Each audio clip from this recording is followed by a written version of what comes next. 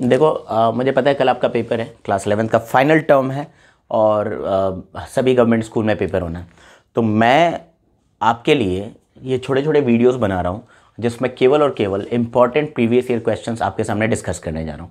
यकीन माने क्वेश्चन जो कल आप देखेंगे पेपर में, है ना, वो इनमें से ही होंगे, इस बात की गारंटी दे रहा हूँ।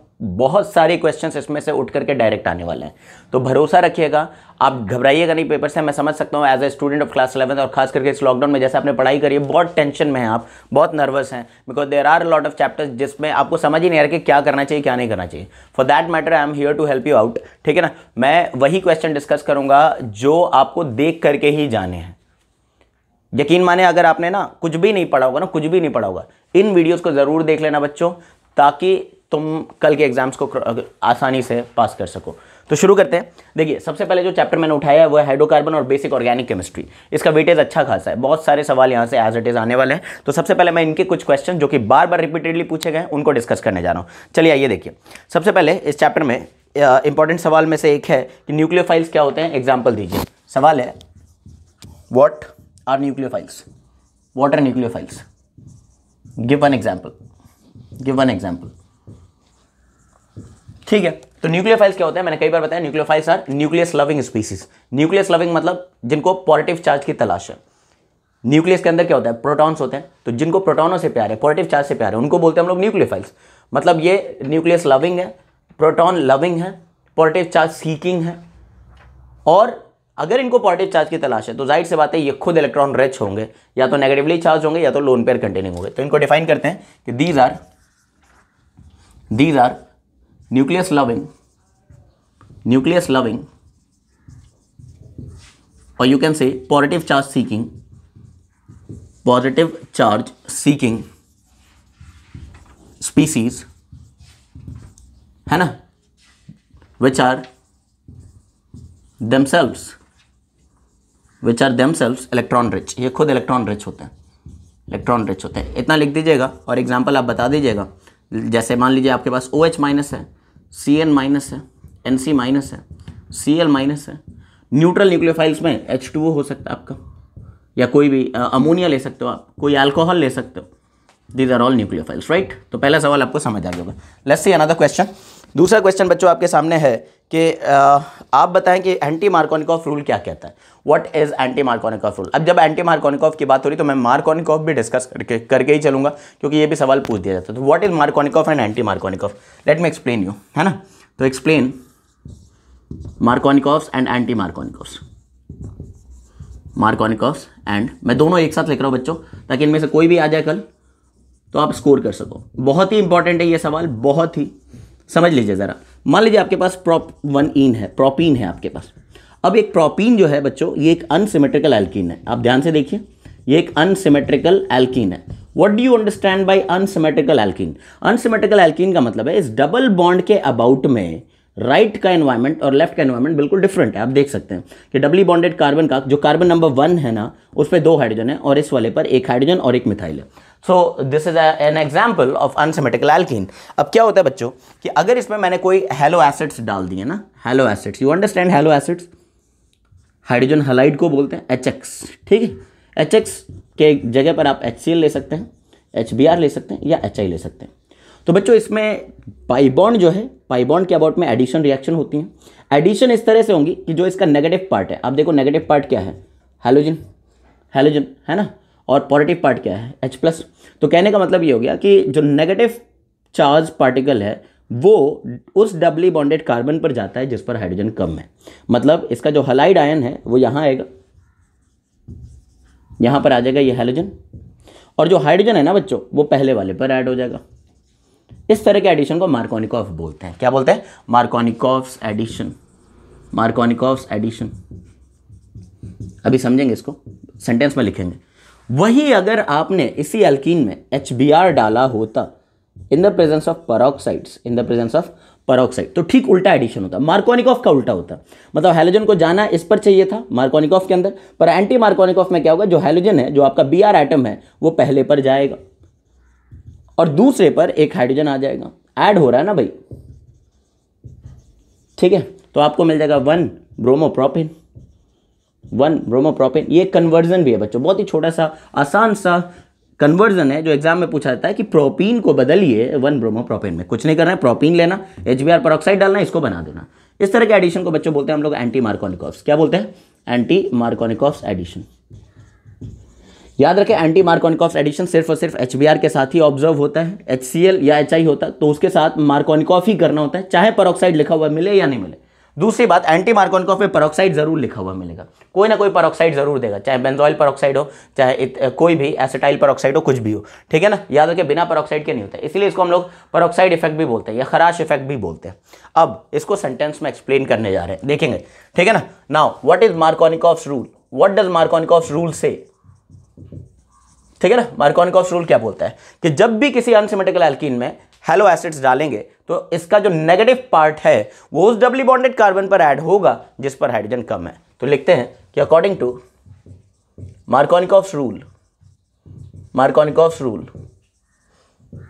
The negative part of addendum. अब आप बोलोगे सर ये अडेंडम क्या है? अडेंडम का मतलब है एडिंग मॉलिक्यूल, जो आप ऐड करने ला रहे थे। The negative part of addendum gets added to that doubly bonded carbon,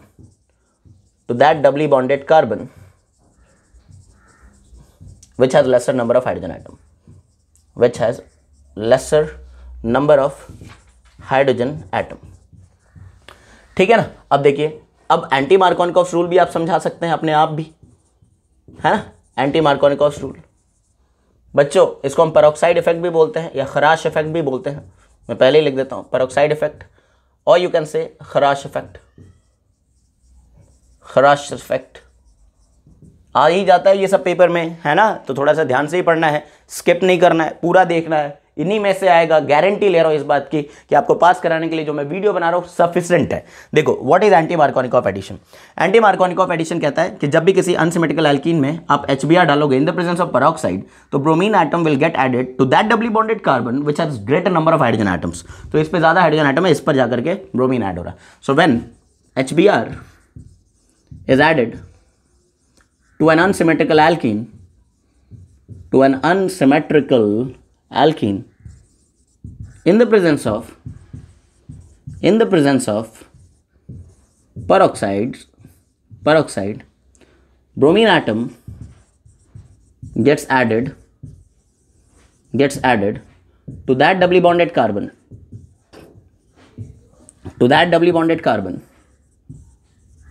which has greater number of hydrogen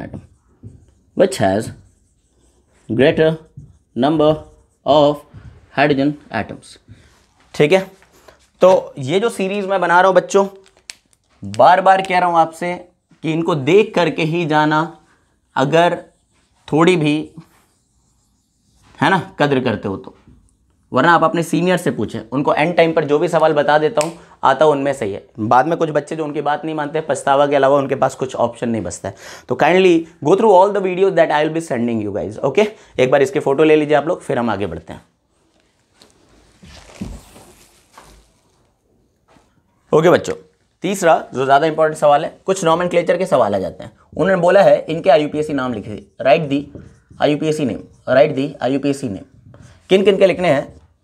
part 1, इस कंपाउंड का IUPAC नेम बताना आपको, ओके।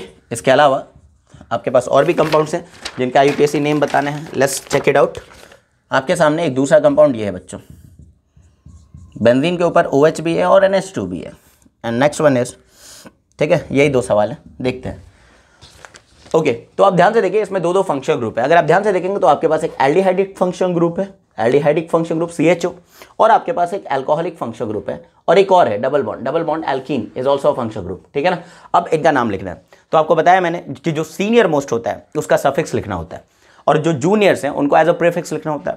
तो बच्चों आप बताओ इसमें सीनियर कौन सा है? Aldehyde, definitely aldehyde. नंबरिंग कर लेंगे, 1 2 3 4 कार्बन का ये एल्कीन अगर होता तो ब्यूटीन आएगा। और कहां पर इन है, कहां पर डबल बॉन्ड है? 2 पर। तो बेसिकली पहले मैं लिखता हूं वर्ड रूट ब्यूट 2 इन। अब इसका तो सफिक्स सेकेंडरी आएगा। एल्डिहाइडिक ग्रुप का सफिक्स क्या होता है? अल होता है, तो 1 पर एल है। अब ये हाइड्रोक्सी ग्रुप कहां पर जुड़ा है? 2 पर, तो 2 पर हम लिखेंगे हाइड्रोक्सी। ठीक है ना, क्योंकि इसका प्रीफिक्स तो यूज करना ही करना है। ओके, इस पर देख लेते हैं जरा। इसमें बताइए अल्कोहलिक ग्रुप है और एमिनो ग्रुप है, which one has the highest priority? Priority wise alcohol की प्रायोरिटी ज्यादा होती है, तो कार्बन नंबर 1 तो यही हो जाएगा, कार्बन नंबर 2 ये हो जाएगा। एंड आपके पास बेंजीन है जिसके अंदर डीलोकलाइज्ड पाई इलेक्ट्रॉन्स है। इसका प्रीफिक्स लिखना है, इसका सफिक्स, इसका प्रीफिक्स और इसका सफिक्स। तो आप ध्यान से देखिए, तो इसका सफिक्स होता है ओल, बेंजीन के ऊपर जुड़ा है तो बेंजीनॉल, बेंजीनॉल, और इसका प्रीफिक्स होगा एमिनो, तो इसका नाम हो जाएगा 2-अमीनो बेंजीनॉल। बट आपको ये भी पता है कि बेंजीनॉल का एक्सेप्टेड आईयूपीएसी नेम फिनॉल होता है। You could also write it as 2-अमीनो फिनॉल, 2-अमीनो फिनॉल, 2-अमीनो फिनॉल, है ना। ये अगर एमिनो ग्रुप नहीं होता, बेंजीन पर OH होता, तो इस कंपाउंड को फिनॉल बोलते हैं। ठीक है, इस तरीके से भी हम लोग लिख सकते हैं। तो ये तीसरा सवाल जो मैंने आपको डिस्कस किया है इंपॉर्टेंट है क्लास 11th के फाइनल टर्म्स के लिहाज से, नॉमेनक्लेचर वगैरह आ ही जाते हैं। नेक्स्ट कुछ रिएक्शन बेस्ड भी सवाल है हमारे पास, इनको देखने जाते हैं। Question number 4, you have to write the products.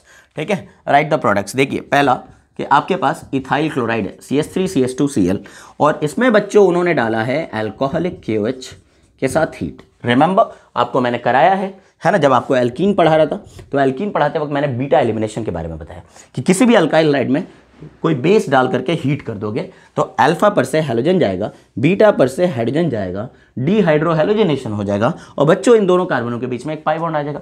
मतलब अल्फा पर से क्या जाएगा बताना, हैलोजन क्लोरीन, बीटा कार्बन पर से क्या जाएगा, हाइड्रोजन, और इनके बीच में क्या आ जाएगा, डबल बॉन्ड, तो बन जाएगा इथीन। क्या बन जाएगा, इथीन। HCl एलिमिनेट हो चुका है। अब ये HCl बेसिकली पोटेशियम के साथ रिएक्ट करके KCl बना लेगा, है ना, और वाटर बना लेगा। तो बाई प्रोडक्ट जनरली लिखना नहीं होता है, बट आपको मेजर प्रोडक्ट लिखना है, वो है इथीन। इथाइल क्लोराइड से आपने बनाया है इथीन। कन्वर्जन भी देखते चलेंगे, इथाइल क्लोराइड से आपने बनाया है इथीन। हाँ, नेक्स्ट क्वेश्चन देखेंगे ज़रा कि आपके पास प्रोपीन है। देखो बच्चों, ये भी क्लास में कराया हुआ सवाल है। आपके पास प्रोपीन है, प्रोपीन का आपने हाइड्रोलिसिस किया है। क्या किया है, हाइड्रोलिसिस। प्रोपीन का आपने हाइड्रोलिसिस, याद करो मैंने आपको, प्रोपाइन है, सॉरी प्रोपाइन है, ठीक है ना। प्रोपाइन में आपने क्या किया, हाइड्रोलिसिस। आपको याद होगा मैंने आपको ये रिएजेंट लिखवाया, डाइल्यूट सल्फ्यूरिक एसिड के साथ आपको कैटलिस्ट भी चाहिए होता है, मर्क्यूरिक सल्फेट का, ठीक है ना। इसी चीज़ को वो H+ और Hg2+ भी लिख देते हैं। टेम्परेचर मेंशन किया हुआ 333 केल्विन। डाइल्यूट सल्फ्यूरिक एसिड की प्रेजेंस में वाटर का एडिशन होता है अकॉर्डिंग टू मार्कोनिकॉफ रूल। तो मुझे बताओ, मार्कोनिकॉफ रूल अभी सिखाया था। मार्कोनिकॉफ रूल में कहाँ पर ऐड करना होता है, जहाँ पर हाइड्रोजन कम है, तो इस वाले पर आपको OH जोड़ना है। पहले तो आप OH जोड़ो, इनॉल बनाओ, CH3C। देखना बच्चों, एक पाई बॉन्ड हटाया, इधर लगाया OH, इधर लगाया H, तो ये CH2 हो चुका होगा, ये डबली बॉन्डेड है। बोलो है कि नहीं, बोलो बोलो। एडिशन में क्या होता है, एक पाई बॉन्ड हटता है तो 2 सिग्मा बॉन्ड बनता है। ये वाला पाई बॉन्ड हटाया, इस पर जोड़ा है मैंने OH, इस कार्बन पर जोड़ा है मैंने OH, पहले कार्बन पर एक हाइड्रोजन जोड़ दिया तो ये CH2 हो गया, डबल बॉन्ड CH2। अब ये एक इनॉल मिल गया है ना, this is a kind of enol. Why are we calling it as enol, because alkene भी है और OH भी है। बच्चों अब ये टॉटोमराइज कर जाता है, याद आया आपको, ये टॉटोमराइज करके कीटो फॉर्म के साथ इक्विलिब्रियम में रहता है ना। इसका टॉटोमरिज्म कैसे कीजिएगा, ये हाइड्रोजन को इधर से उठा दो, है ना, और इधर शिफ्ट कर दो। ये रेजोनेंस नहीं है, टॉटोमरिज्म इज नॉट अ रेजोनेंस, ये आइसोमरिज्म का फिनोमेना है, ठीक है ना। ध्यान से देखेंगे तो मैंने आपको बताया था कि जहाँ पर OH है, जिस डबली बॉन्डेड कार्बन पर OH है, वहाँ पर डबल बॉन्ड O बना दो, बना दिया डबल बॉन्ड। हाइड्रोजन को यहाँ से उठा के इस वाले पर शिफ्ट कर दिया, तो ये अपने कीटो फॉर्म में आ गया। देखो ध्यान से, ये एसीटोन है, कॉमन नेम इसका एसीटोन है, IUPAC नेम है प्रोपेन 2-on या प्रोपेनॉन। समझ आ गया क्या? ओके, तो ये 2 सवाल ऑर्गेनिक रिएक्शंस के बेस पर आए हुए हैं। अब नेक्स्ट और भी सवाल हैं, उनको देखने जाते हैं, ठीक है ना। देखिए नंबर 5 देखते हैं, बड़े इंपॉर्टेंट सवाल है, बेंजीन से रिलेटेड क्वेश्चन है ये, इसको देख लेते हैं ज़रा। देखो, या इस सवाल को बाद में देख लेते हैं, पहले इस सवाल को आप देखो, ठीक है ना। कन्वर्ट करना है बच्चों, ध्यान से देखो, ये कन्वर्जन है, कन्वर्ट कह रहे हैं वो, इथीन से बेंजीन बना के दिखाइए, इथीन से बेंजीन बना के दिखाइए। बना लेंगे, कोई बड़ी बात नहीं है। आपको एक रिएक्शन याद आना चाहिए, बेंजीन के मेथड ऑफ प्रिपरेशन में कई सारे आपको मेथड बताए हैं।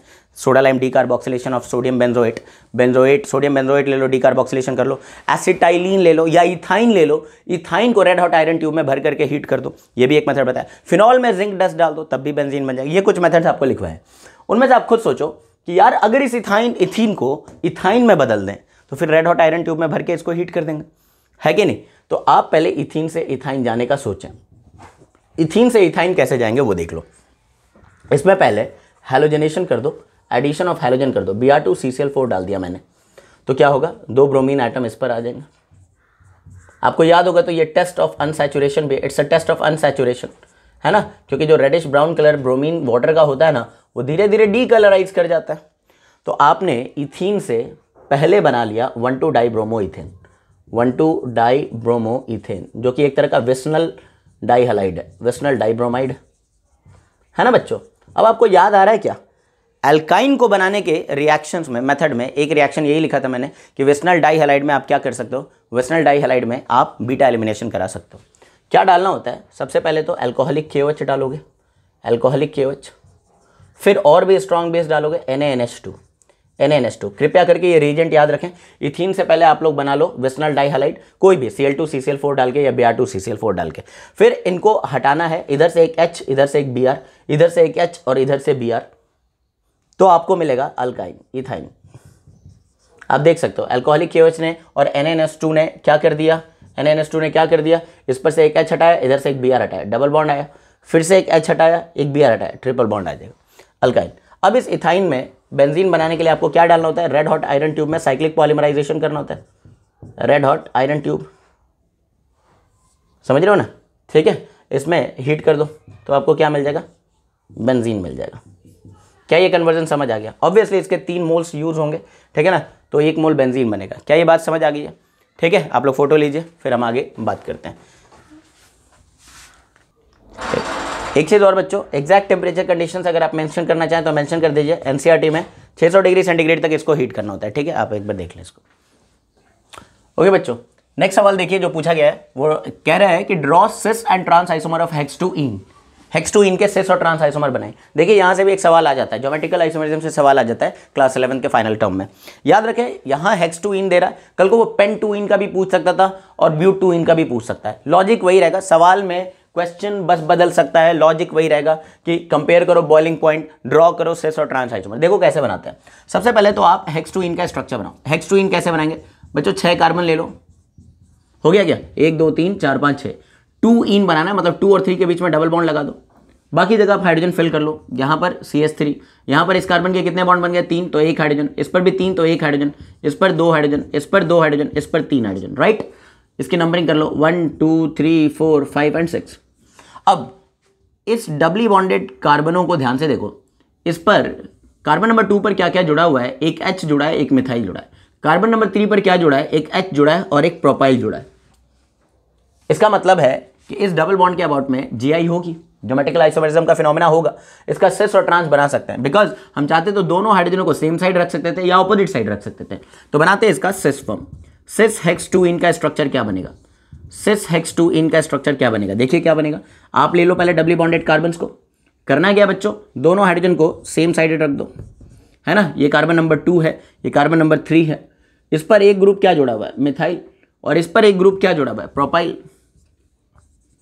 CH2 and CH3। तो ये स्ट्रक्चर हो जाएगा बच्चों के इसका सिस फॉर्म का। और वही अगर मैं इसके ट्रांसफॉर्म का स्ट्रक्चर बनाऊं, ट्रांस हेक्स-2-ईन का, ट्रांस हेक्स-2-ईन का, तो ट्रांसफॉर्म बनाने के लिए क्या करना होगा आपको कि दोनों डबली बॉन्डेड कार्बन के जो हाइड्रोजन हैं इनको अपोजिट साइडेड रख लीजिए, सही है। हाँ, तो यहां पर क्या आ जाएगा, मिथाइल, और यहां पर क्या आ जाएगा, प्रोपाइल, CH2 CH3, ठीक है ना। तो ये तो पहले बना दिया स्ट्रक्चर। अब वो क्या पूछ रहा है कि कंपेयर कीजिए बॉइलिंग पॉइंट किसका ज्यादा होगा और क्यों होगा।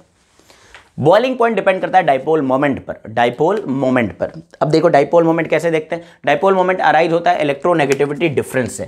किस वजह से अराइज होता है बताना, इलेक्ट्रोनेगेटिविटी डिफरेंस से। क्या आपको यहां पर 2 कार्बन दिख रहे हैं जिनका हाइब्रिडाइजेशन अलग है, ऑब्वियसली सर दिख रहा है। आप देखो बच्चों, ये sp2 हाइब्रिडाइज कार्बन है, जबकि ये कार्बन sp3 है और ये कार्बन भी sp3 है।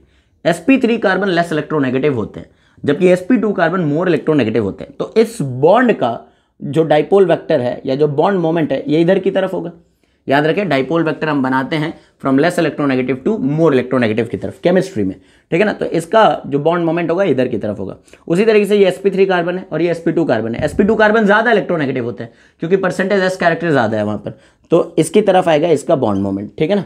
अब आप बताएं इन दोनों का नेट रिजल्टेंट नीचे की तरफ कहीं होगा। This is the resultant bond moment, mu resultant है कि नहीं, किसका, सिस फॉर्म का। सिस फॉर्म का। जबकि इसमें अगर हम लोग देखें तो इसका डाइपोल वेक्टर इधर की तरफ होगा, इसका डाइपोल वेक्टर इधर की तरफ होगा। दोनों आइडेंटिकल नहीं है पर कैंसिल तो हो ही जाएगा, कैंसिल तो हो ही जाएगा, कुछ अमाउंट ऑफ कैंसिल तो हो ही जाएगा। मतलब इसका डाइपोल मोमेंट जो आएगा लेस आएगा, है ना। अगर आप ट्रांस के डाइपोल मोमेंट की बात करें तो ये थोड़ा कम आएगा बिकॉज ये कैंसिल हो रहा होगा। लेकिन अगर हम लोग mu dipole moment of cis form की बात करें तो ये ज़्यादा आएगा, ज़्यादा आएगा।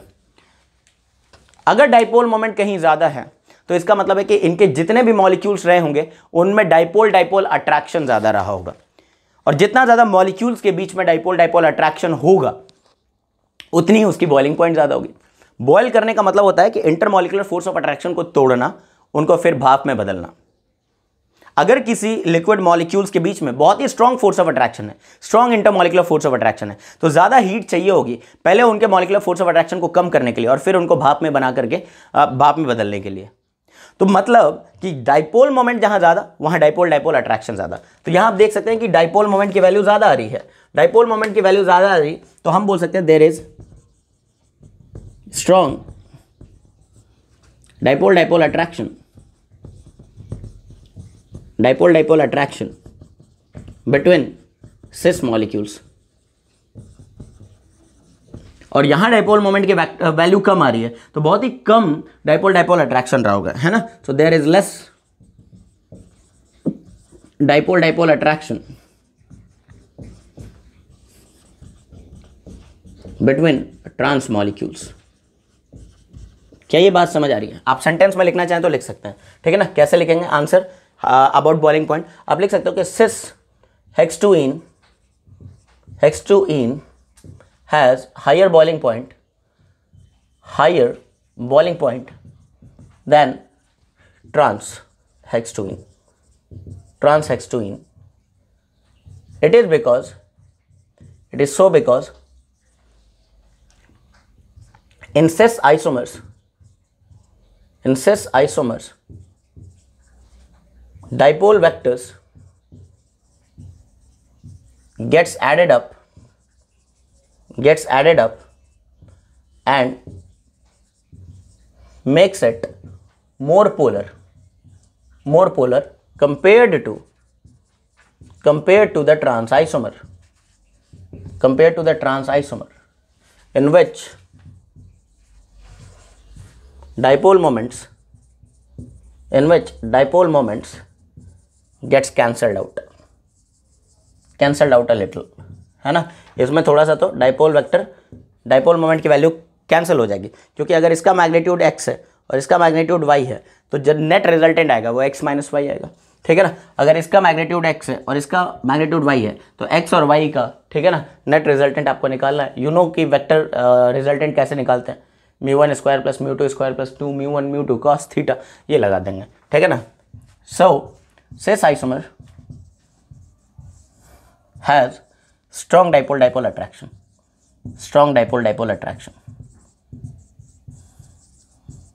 and hence has higher boiling point,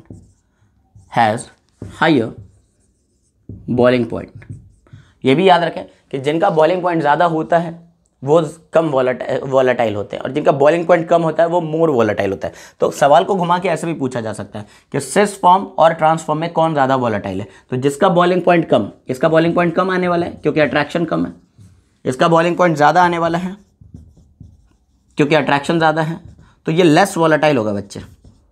volatility is inversely proportional to boiling point, so this is less volatile, right, this is less volatile while this one is more volatile.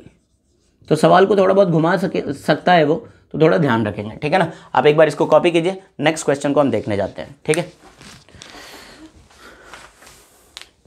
Next बहुत ही इंपॉर्टेंट सवाल बच्चों, ये सवाल तो यार बहुत chances होते हैं इसके आने के लिए, ठीक है ना। पूरी ऑर्गेनिक केमिस्ट्री में क्लास 11 में जो इंपॉर्टेंट होता है वुड्स रिएक्शन समझाओ, फिडेलक्राफ्ट एल्काइलेशन समझाओ, फिडेलक्राफ्ट एसाइलेशन समझाओ, तो ये वाले टॉपिक्स बड़े इंपॉर्टेंट हो जाते हैं। देखते हैं जरा वुड्स रिएक्शन क्या है। अगर आपको याद हो तो ये एल्कीन बनाने का मेथड था, है ना। इसमें क्या होता था कि अगर आपके पास अल्काइल हैलाइड्स हैं, ठीक है ना, और आपके पास सोडियम मेटल है, तो 2 मोल्स ऑफ RX को आपने 2 मोल्स ऑफ सोडियम मेटल से रिएक्ट कराया इन the presence of dry ether, तो क्या होता है 2NaX बाहर आ जाएगा और आपको मिल जाएगा एक symmetrical alkane, symmetrical alkane, symmetrical alkane, है ना। अब सिमेट्रिकल एल्केन तो है ही, एक और इंपॉर्टेंट बात है कि अगर यहाँ पर कार्बन एक रहे होते, इस आर ग्रुप को तो अल्काइल बोलते हैं ना, मिथाइल, इथाइल, प्रोपाइल, कुछ भी हो, तो अगर ये मिथाइल होता मतलब एक कार्बन होता तो प्रोडक्ट में 2 कार्बन होंगे। अगर ये इथाइल होता मतलब 2 कार्बन रहते हैं इस अल्काइल के अंदर, तो ये 4 कार्बन का बनता। कहने का मतलब ये हो गया कि इसमें हमेशा इवन नंबर ऑफ कार्बन का एल्केन मिलेगा। तो याद रखेंगे सिमेट्रिकल एल्केन बनेगा having even number of carbons, having even number of carbons always. इससे अनसिमेट्रिकल एल्केन नहीं बना सकते हैं, ठीक है ना। तो क्या लिखेंगे आप सेंटेंस में कि वुड्स रिएक्शन एक ऐसा रिएक्शन है जिसमें अल्काइल हैलाइड्स को रिएक्ट कराया जाता है सोडियम मेटल के साथ in the presence of dry ether to obtain symmetrical alkanes having even number of carbon. So I am going to write it in words that it is a reaction in which alkyl halides is treated with sodium metal, in the presence of dry ether, treated with sodium metal in the presence of dry ether,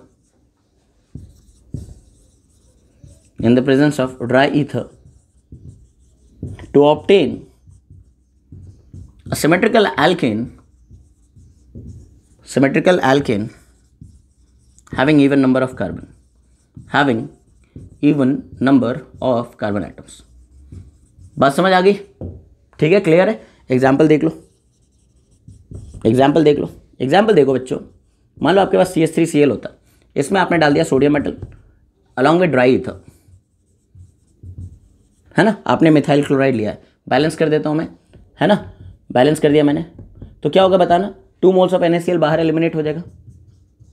साथ में आप बताओ methyl double हो जाएगा। Methyl के double होने का क्या मतलब है, इथेन का बन जाना, तो ये बन जाएगा। अगर मान लो हमारे पास इथाइल क्लोराइड होता या इथाइल ब्रोमाइड होता, ठीक है, 2 मोल्स ऑफ इथाइल ब्रोमाइड ले लिया मैंने, C2H5Br, है ना, C2H5Br इथाइल ब्रोमाइड ले लिया और सोडियम मेटल के साथ इसका भी रिएक्शन करा दिया।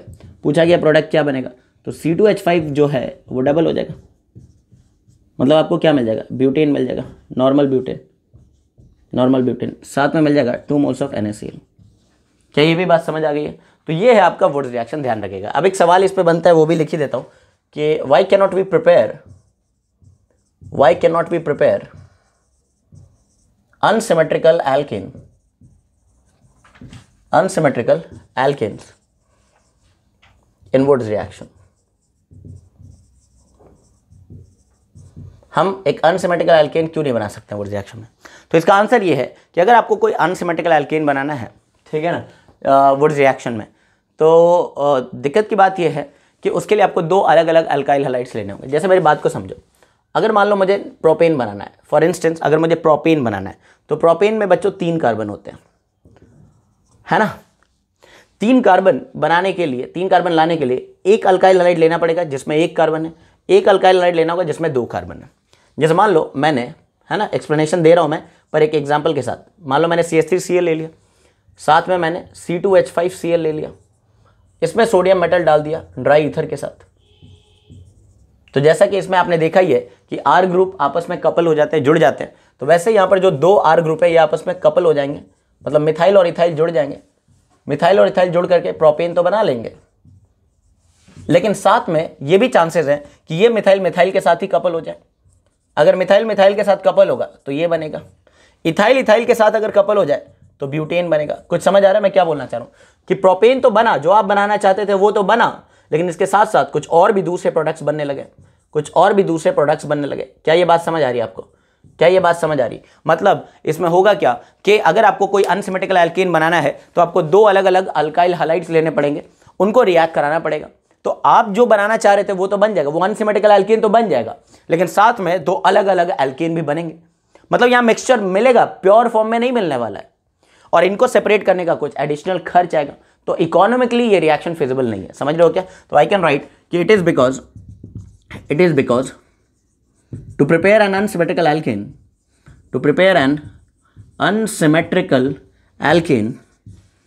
we will have to take 2 different alkyl halides 2 different alkyl halides and we will obtain mixtures of alkane. ठीक है, I hope it is clear. आप लोग एक बार इसको देख लें. ठीक है, हम और भी क्वेश्चंस को देखने जा रहे हैं. कितना? 30. हाँ, खत्म करो इसको.